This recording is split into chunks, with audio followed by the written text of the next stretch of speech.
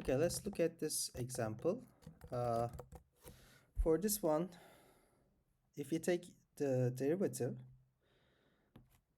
h prime of x, we can see that this is 2 times x to the power minus 1 over 3 and minus 2. Or we can write this as this, right? So we can write this 1 over x to the power 1/3 minus 1, or 1 minus x to the power 1/3 divided by x to the power 1/3, right?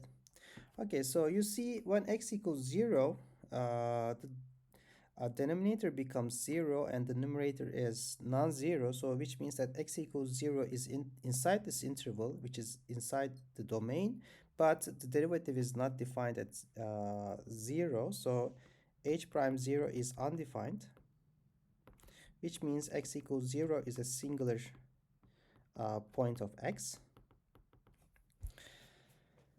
And let's look at the points where the derivative is 0. So this is 0 if 1 is equal to x to the power 1/3, so that this numerator is gone, which means x should be 1, right? Because if you take the cube of both sides, we get x equals 1. So x equals 1 is also an endpoint, okay? So we have only these points, h of minus 1, which is 5. So this is an endpoint. Minus 1 is an endpoint of the domain. And then we have h of 0, oops, h of 0, and this is what? This is 0. This is the singular point, and also h equals 1, which is the right hand point. If you plug in 1, we get 3 minus 2, which is 1.